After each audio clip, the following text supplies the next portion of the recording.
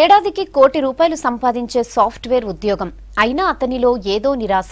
పుట్టిన ప్రాంతంలో రైతులు పడుతున్న కన్నీటి కష్టాలను చూసి కరిగిపోయాడు. దేశానికి వెన్నెముకైన రైతులు అప్పులతో ఆత్మహత్య చేసుకుంటున్నారని ఆందోళన చెందాడు. రైతుల కష్టాల కన్నీళ్లను తెలుసుకుంటున్నాడు సాఫ్ట్వేర్ ఉద్యోగి ప్రతాప్.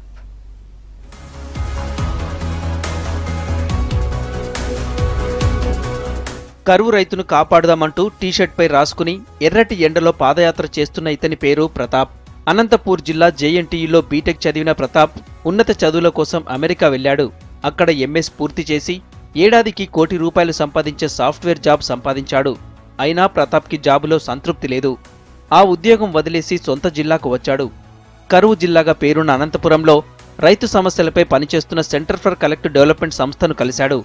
జిల్లా అంతటా తిరిగి రైతుల సమస్యలను తెలుసుకున్నాడు ప్రతాప్.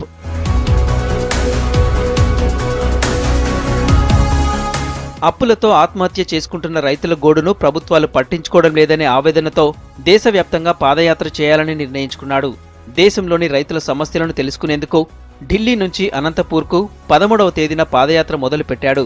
ప్రతాప్తో పాటు centre for collective development NGO వాలంటీర్లు భాస్కర్, పరమేశ్లు నడుస్తూ రైతుల సమస్యలను తెలుసుకుంటున్నారు.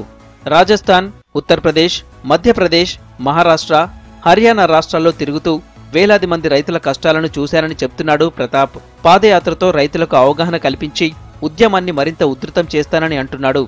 హైదరాబాద్ చేరుకున్న ప్రతాప్కు స్నేహితులు స్వాగతం పలికారు. దేశంలోని రైతుల పరిస్థితి మరీ దారుణంగా ఉందని, వారిని ఆదుకోవడంలో కేంద్ర, రాష్ట్ర ప్రభుత్వాలు విఫలమయ్యాయని ఆరోపిస్తున్నాడు ప్రతాప్. ఇక్కడ రైతులకు దగ్గర కావాలని చెప్పి, ఆ రైతులు పడే కష్టాలు తెలుసుకోవాలని చెప్పి ఢిల్లీ నుంచి అనంతపురంకి పాదయాత్రగా మొదలుపెట్టాను. ఈ క్రమంలో చాలా కరువు ప్రాంతాలు పర్యటించాను. ఫిబ్రవరి 13న జంతర్ మంతర్ దగ్గర మొదలుపెట్టాం కరువు యాత్ర. ఢిల్లీ, దాని తర్వాత రాజస్థాన్, ఉత్తరప్రదేశ్, మహారాష్ట్ర, మధ్యప్రదేశ్, తెలంగాణ ఈ ప్రాంతాల్లో ఇప్పటివరకు కరువు ప్రాంతాలు ఎక్కడైతే ఉన్నాయో అక్కడ పర్యటించి అక్కడ రైతులతో చర్చించిన తర్వాత చాలా విషయాలు తెలుసుకున్నాము.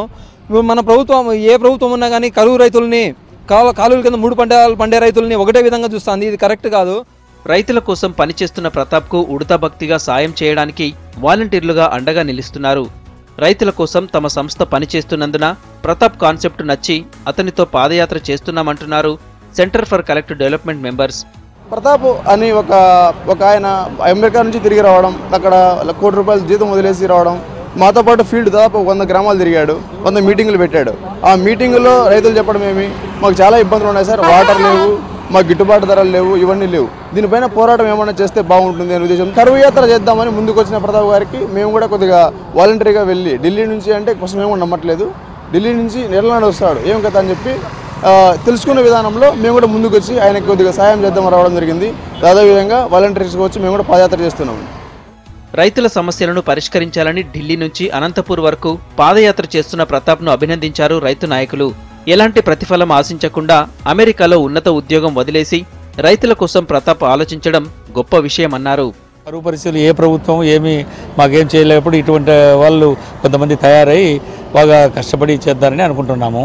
కనీసం ఉపాధి హామీ పథకం అన్న రైతులకు అనుసంధానం చేసే ఇదన్నా గవర్నమెంట్కు లేదా అని అడుగుతున్నాము. కరువు రైతు కష్టాలు తెలుసు. ఆ కష్టాలకి చెల్లించి యుఎస్లో మనశ్శాంతిగా జాబ్ చేసుకోలేక జాబ్ రిజైన్ చేసి ఇండియా వచ్చాడు. ఇండియా వచ్చినా కూడా స్టిల్ రైతులకు ఏదైనా చేయాలా, ఈ ప్రభుత్వాలు పట్టించుకోవట్లేదనే ఫీలింగ్తో ఢిల్లీ నుంచి పాదయాత్ర చేద్దాం, ఇంకా దేశవ్యాప్తంగా రైతుల గురించి కొద్దిగా ఇంటరాక్ట్ అవ్వచ్చని, రైతుల సమస్యలు తెలుసుకోవచ్చని ఢిల్లీ నుంచి హైదరాబాద్ వచ్చాడు. సో రైతుల సమస్యలు గురించి అన్ని ప్రభుత్వాలు ఇగ్నోర్ చేస్తున్నాయి. ఆ సమస్యలను ప్రభుత్వాలు తీసుకెళ్లి ఆ సమస్యల పరిష్కారం దొరికేంత దాకా ఈ ఉద్యమం, ఈ ప్రయత్నం నడవాలని ఆశిస్తున్నాను. దేశానికి వెన్నుముక, రైతే రాజు అని చెప్పే పాలకులు అన్నదాతలను నిర్లక్ష్యం చేస్తున్నా రైతు సమస్యలపై పోరాడుతున్న ప్రతాప్ నిజంగా అభినందనీయుడు.